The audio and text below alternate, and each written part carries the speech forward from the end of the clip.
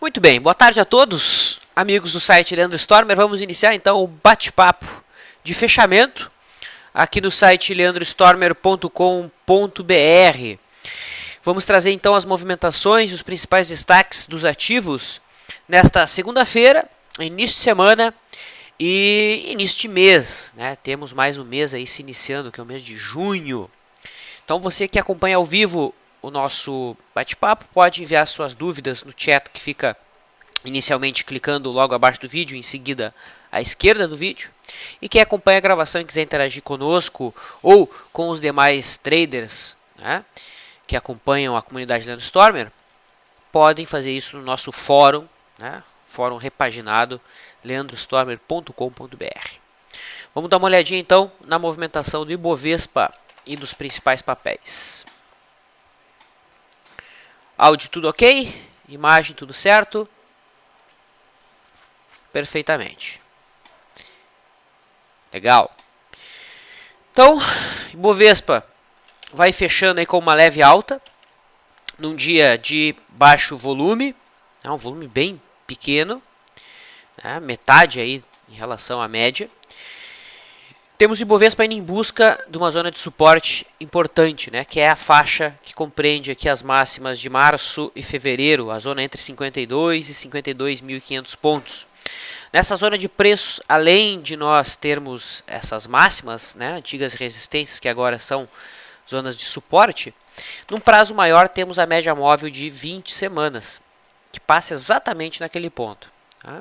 Então a expectativa para essa semana é que o mercado venha a tocar naquele ponto em algum momento. Tá? Se a gente avalia o Ibovespa dentro da leitura das ondas de Elliott, que a gente vem fazendo já há várias e várias semanas, né, o mercado ainda está devendo mais uma perninha de baixa para fechar o ciclo aqui, né, de uma possível 1, 2, 3, 4, 5. Tá? É interessante colocar que já existem divergências de alta corroborando essa leitura de 1, 2, 3, 4, 5. Tá? Que é o padrão que costuma acontecer entre a onda 3 e a 5. E nesse ponto seria esperada a finalização de uma onda 4. Tá? Para aí sim a retomada de mais uma onda de impulso para cima. É muito importante que o mercado respeite essa zona para que toda essa contagem aqui seja mantida. Né? Essa contagem ela tem um viés altista. Porque se o mercado não respeitar essa zona, significa que o mercado não respeitou o topo da onda 1, que é uma das premissas das ondas de Elliott, né? Elliott. A onda 4 deve respeitar o topo da onda 1. Se isso não acontecer, é sinal que isso não era uma 1, que isso não era uma 2, isso não era uma 3, e sim era uma ABC. Então, é só a partir disso que a gente passa a ter certeza que não era uma onda de impulso, sim todo esse processo aqui do início de fevereiro até o topo de maio foi um processo corretivo em 3 tempos. Por enquanto, continuamos trabalhando com a leitura disso ser uma onda 1, isso é uma 2, essa é uma 3, aqui aguardando o fim de uma 4 para uma possível onda 5, fechar 1, 2, 3, 4, 5 de prazo maior. Toda essa leitura está detalhada no artigo semanal que é postado no site, né? Aqui então atualização, ondas Elliott e Bovespa. Aqui tem todos os detalhes dessa abordagem, inclusive aqui a leitura da semana passada, né? Qual era o movimento proposto, mais provável no dia 25.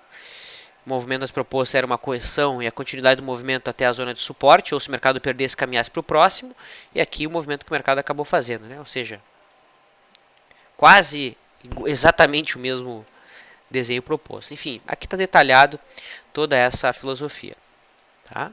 No gráfico diário, o Ibovespa sim está um pouco sobrevendido, mas não há sinais de repique, pelo menos não no gráfico diário. Né? É preciso que o mercado marque um fundo. Hoje o mercado já está querendo deixar uma sombrinha superior, isso aqui não deixa aqueles que querem apostar num retorno à média tão tranquilos, até porque logo abaixo já se encontra o suporte. No intraday, nós tivemos hoje um trade na compra dentro do índice futuro. O mercado abriu acima da linha da água, montou aqui o que nós chamamos de primeiro movimento. E esse primeiro movimento foi acionado e acabou gerando stop. O mercado bateu no stop e esse trade foi encerrado com algum prejuízo. O mercado acabou se comportando aí de maneira mais lateral, não gerando mais nenhuma situação atraente para trade. No dólar, o áudio está tudo certo, né? Legal. No dólar, nós temos mais um candle preto, né? O dólar está com grande dificuldade de deixar um candle comprador forte, tá? Certo? Temos uma posição comprada aqui desde o dia 26, tá? E hoje o mercado ficou a poucos pontos da nossa realização parcial, tá? Ficou a 8 pontos na realidade. A máxima do dia foi, deixa eu pegar certinho aqui a máxima do dia. Agora que eu fiz 2 comandos aqui, ele vai pensar um pouco.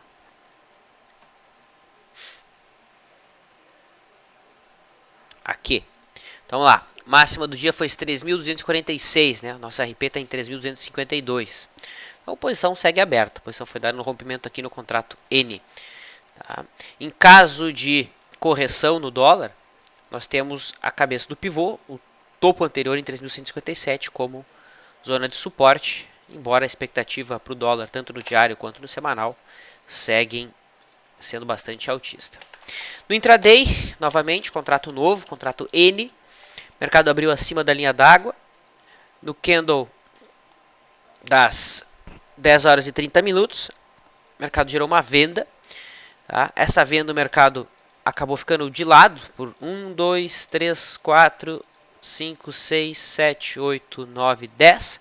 E aqui no 10º candle, a operação foi encerrada no tempo.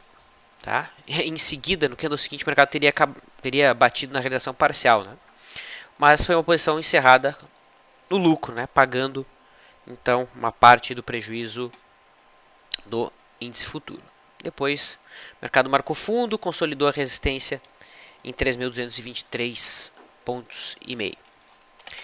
Commodities, temos o milho hoje seguindo em queda. Tá? Quem tem venda por média móvel de 9 aberta, a indicação ainda é continuar com posição aberta na venda. Tá?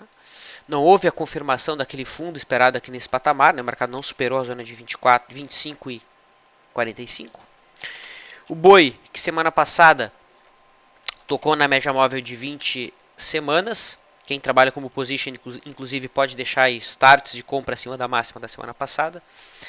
No gráfico diário, o mercado segue em tendência de baixa, até mesmo gerou venda aqui no gráfico diário. Né? O grande problema de atuar na venda é no boi, que historicamente ele não costuma fazer pernas muito grandes. Né?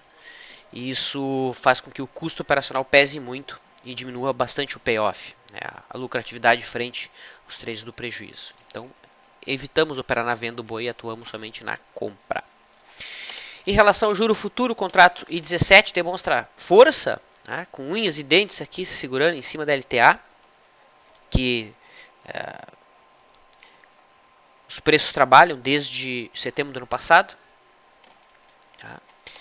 O gráfico semanal fica até mais fácil de ver esse teste. O mercado deixou um candle pequeno semana passada, a superação dessa máxima abriria até espaço para o juro voltar para a zona de 13,70. O mercado americano, aqui pelo Dow Jones, também teve um dia mais flat, né, embora um pouco mais volátil que o nosso mercado.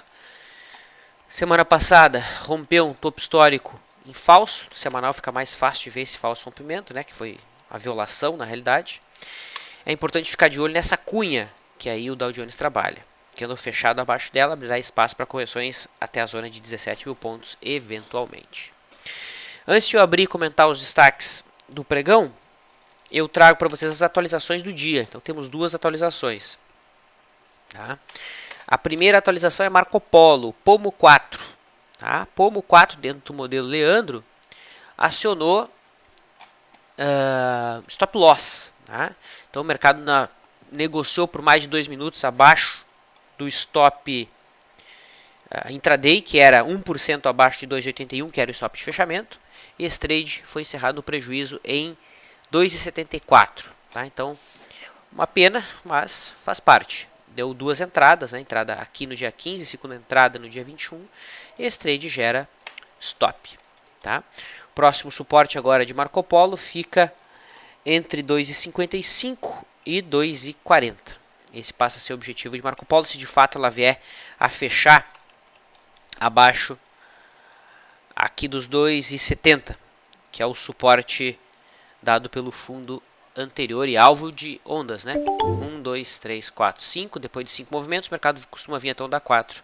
E mais uma vez, o mercado veio até onda 4. Tá? Assim como a Uzi Minas, assim como o Ibovespa. Tá? Bom, dentro da leitura, perdão, do método Stormer, tivemos atualização de Grendene.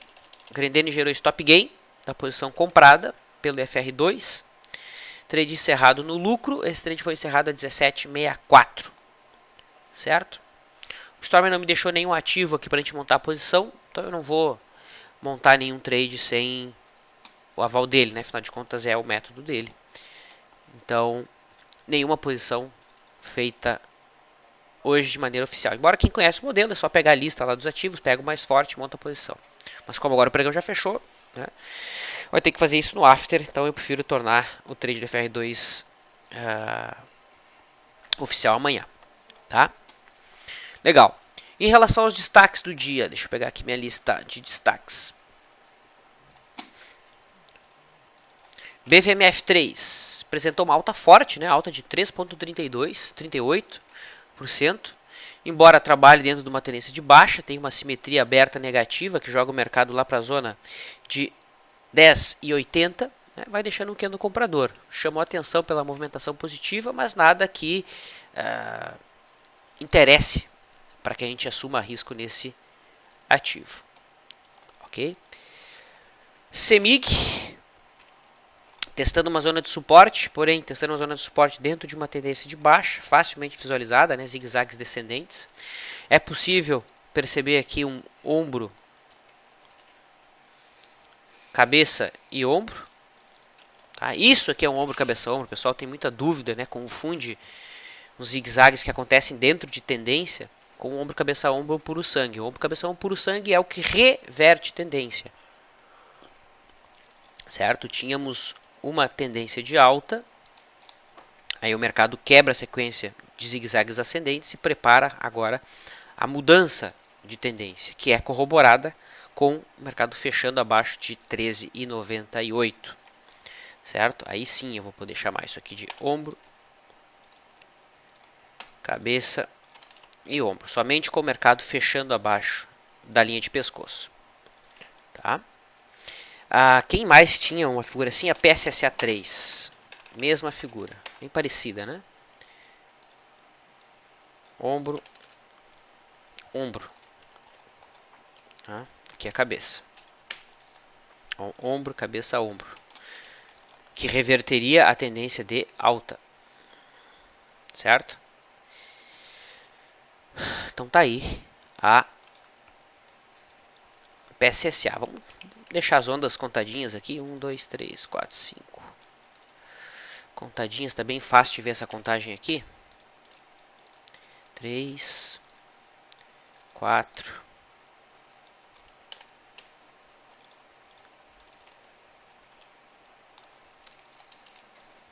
5. Tá?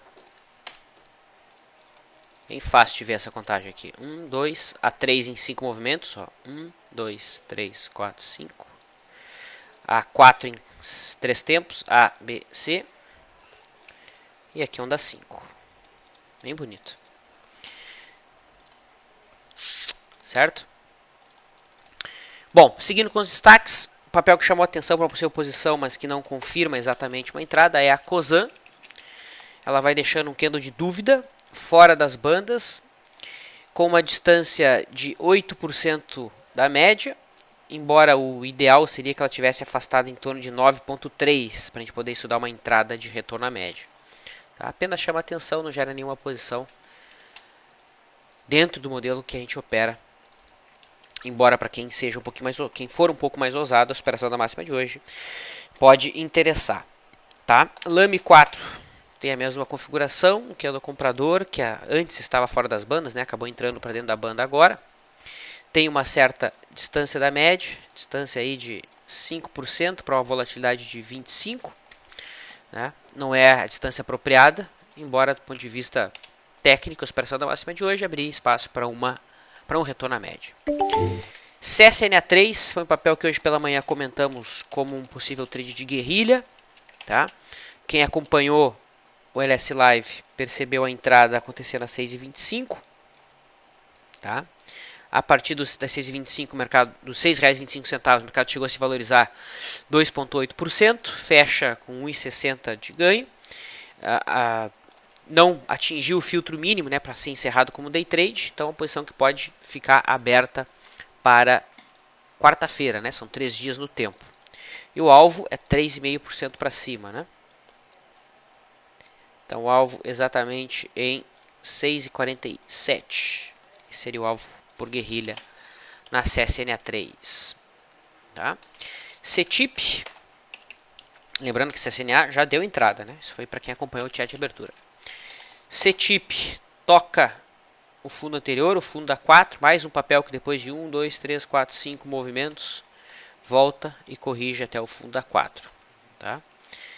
A expectativa agora é de fundo nesse patamar de preço, desde que o mercado não perca 33,20.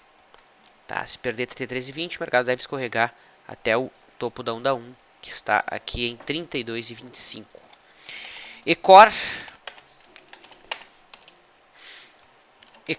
deixa um candle comprador, candle esse dentro da banda, né? Sugere então fechou fora, fechou dentro, que é acionado se o mercado esperar a máxima de hoje amanhã. JBSS, tá? Vai deixando um candle branco, uma inside bar dentro de uma LTA, testando uma LTA. Tá? Porém, o fato de ter perdido a média, já ter perdido o fundo anterior, não está mais dentro de uma sequência de zigue-zagues ascendentes, incomoda para um trade de correção. Tá? O IBR foi um papel que a gente comentou na semana passada, estava rompendo resistência, mas logo acima já tinha obstáculo, né, que era a zona de 7,08, depois 7,60. Tá? Hoje deixa um candle vendedor em golfo de baixa e frustra todos aqueles que eventualmente montaram posição com o sinal de cesta. Qual 3, papel que apresentou uma puxada bastante forte na sexta, né, caiu aí quase 20%, hoje abrindo um gap de alta, gigantesco ou inoperável, né? Não é o tipo de papel que a gente costuma operar. E basicamente esses foram os destaques. Acho que com isso a gente pode abrir para a resposta de perguntas. Vamos lá. O Roger manda uma boa pergunta. Diz o seguinte: Vlad, tudo bem? Dá para acompanhar o mercado de opções sem o Profit? Como você faria sem o Profit? Obrigado e continue com o bom trabalho. Obrigado pela mensagem, Roger. Roger, na realidade eu só uso o Profit porque eu dou aula. Ele é muito bom de explicar, ele é muito didático, mas eu não considero ele vital para que você opere opções. Tá? Eu particularmente não considero vital, não. Dá para viver tranquilamente sem a aba de opções aqui do Profit. Óbvio que é muito melhor, né? Não estou desmerecendo a ferramenta, é muito boa, é excelente, mas não é vital. Tá? Eu uso porque eu dou aula, né? É muito mais fácil para explicar para o pessoal, mostrar aqui os gráficos de estratégia e tudo mais. Tá?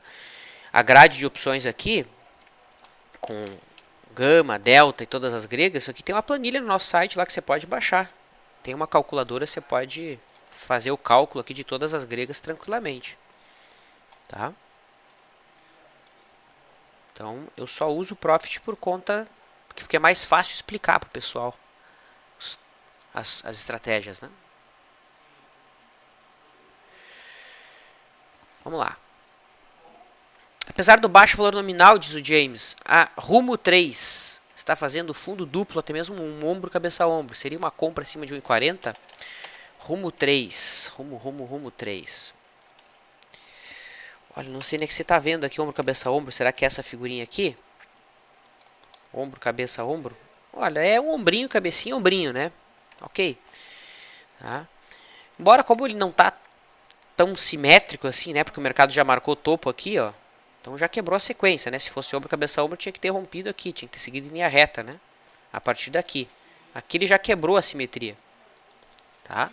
Mas isso não importa. O que importa é, se o mercado passar aqui dos 1,40, como você mesmo falou, nós temos um pivô de alta, né? Aí se eu olho para minha simetria, eu vou ver que resistência eu tenho em 1,73, depois 1,84 e em seguida R$2. Ok, e essa LTB? Bom, será que essa LTB já não foi rompida? Não está fácil de ver isso aqui no gráfico diário. Vamos botar no gráfico semanal. Ó, no gráfico semanal, essa LTB já foi rompida, né? Já temos um Advanced Break Up no papel do gráfico semanal. Tá? Então faz sentido, sim, tu baixar o gráfico e procurar por sinais de reversão. Tá? Acima de 1,40 eu vejo sim espaço para uma compra nesse papel. Tecnicamente correto.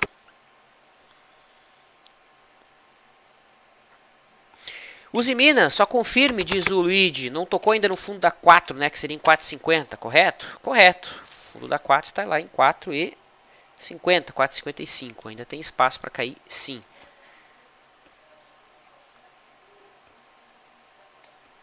Sega diz o seguinte: BBDC4 atingiu 100% da retração de fibra da última perna de alta. Será que podemos olhar para a compra de retorno à média?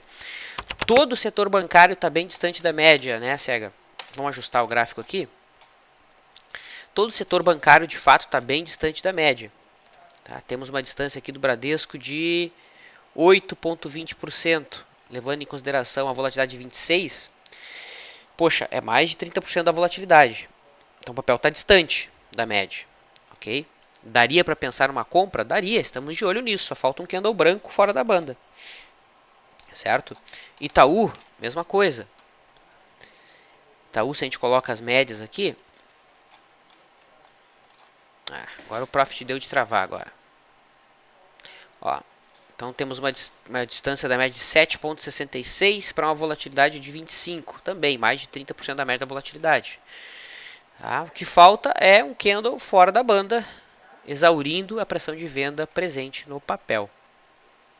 Tá? Coisa que no momento não acontece. Então não dá para sair comprando se o papel está distante da média. Tem que ter um sinal de entrada de força compradora no ativo.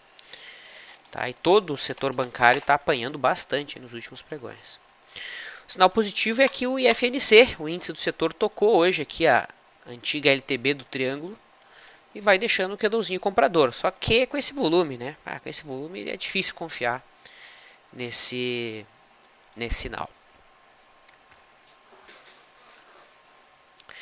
O Mark. O Tiririca. Quem mais? Eu tinha visto aqui o Matheus. Também pediu, né? Avaliação de Vale 5. Então dá uma olhada na Vale. Bom, a Vale 5, mais um papel, né, que a gente não citou antes, né? Depois de 1, 2, 3, 4, 5 movimentos, voltou para testar o fundo da 4. Tá? E é um papel que vale a pena ficar de olho para uma possível reversão em cima desse ponto. Como é que eu confirmo a reversão? Com um pivô de alta. Então se o mercado passar lá para cima de 17,85, daria para pensar numa entrada.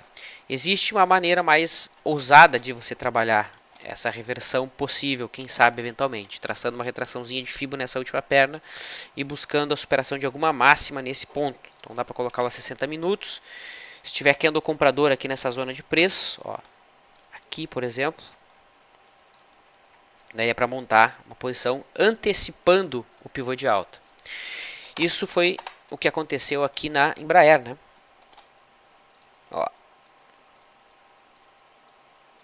aqui na Embraer, tá? Entre a retração de 61 e 76,4, certo? Então estamos de olho na Vale, tá? Ainda não houve sinais mais confiáveis para tomada de posição no ativo. O Márcio questionou se hoje tivemos um setup de linha d'água. A grande questão é a seguinte, cara: quando a gente trabalha com ações, a gente tem que ser mais exigente nos sinais. Tá? Não dá para sair operando qualquer dia. Por conta do custo operacional, a gente tem que ser mais eficiente possível. E num dia como hoje, em que esse tipo de volume se apresenta, os day trades ficam bem prejudicados. Então a gente evita né? Operação de day trade nesse tipo de pregão, em que o mercado não abre com gap, que não tem um volume importante. É muito mais difícil. Óbvio que se eu levo ao pé da letra aqui o rompimento de linha d'água, ok, teve rompimento de linha d'água, mas não foi, né? O mercado ficou indo para cima e para baixo. Então é aquela coisa, é a arte de saber dizer não. Tá? E na minha visão, o cara bem sucedido no mercado é aquele que sabe dizer não. É ver o sinal que ele sempre opera e opa, não, esse sinal não tá adequado. Óbvio que aí cai dentro de uma questão subjetiva, né? Questão de intuição, eventualmente. Embora aqui não tem nada de subjetivo, né? Um dia de pouco volume e sem gap relevante. Embora eu considere sim muito importante essas questões que envolvem o imensurável no trade.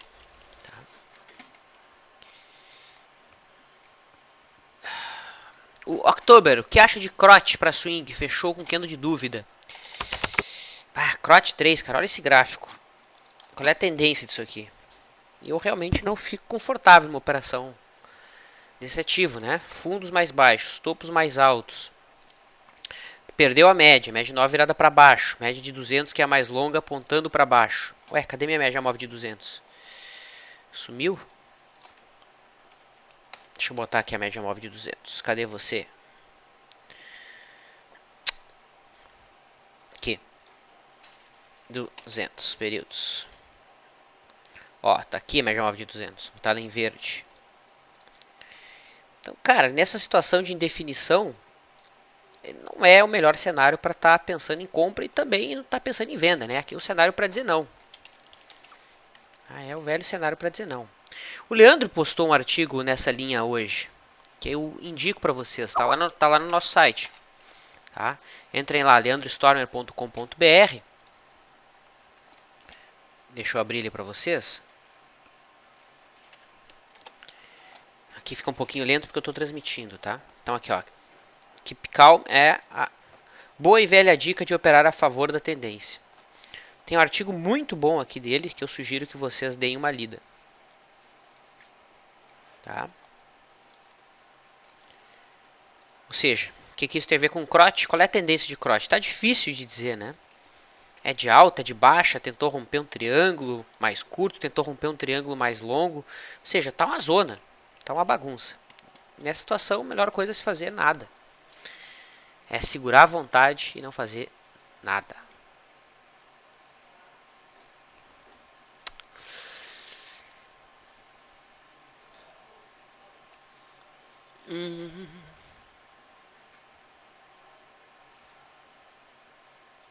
O Rodolfo aqui diz que ele não opera na segunda-feira. Boa, Rodolfo. Sabe que eu tenho dados estatísticos que mostram que segunda-feira é realmente o dia em que o mercado menos oscila entre a máxima e a mínima. O que teoricamente se traduz num dia mais difícil de operar no intraday, né? Melhores dias teoricamente são aqueles que o mercado tem grandes oscilações. Tá? Isso a gente já mostrou. Eu já mostrei isso num outro chat, vou ter que achar nas minhas planilhas aqui. E o melhor dia costuma ser quinta-feira. Então, segunda-feira, concordo completamente contigo. Tem dado estatístico comprovando exatamente isso que você colocou. MPLU 3 pediu o CS Trader. MPLU, a Multiplus. Então aí temos o gráfico da Multiplus. Papel que rompeu um triângulo ascendente no curto prazo. Se a gente coloca um gráfico semanal, esse papel rompeu aqui um retângulo. Tá? Dentro desse gráfico semanal, olhando para o lado esquerdo, eu procuro resistência, eu não acho, só vou achar lá em R$50. Então, dentro de um prazo maior, esse papel tem espaço para evoluir até lá. Tá? Foi um mês atrás que deu entrada, no começo de maio. Tá? No diário, nós temos o papel corrigindo a última perna de impulso. Tá? Corrigindo a última perna de impulso. Se eu traço retrações de FIBO aqui dessa perna, o mercado se aproxima da retração de 61. Embora o ponto perfeito para se buscar operações seja em cima da zona de suporte. Aqui 36,70. Né? Ó. Topos anteriores. Vamos observar aqui como o mercado se comporta em cima dessa zona. Tá? Então esse é o patamar que a gente vai estudar operações.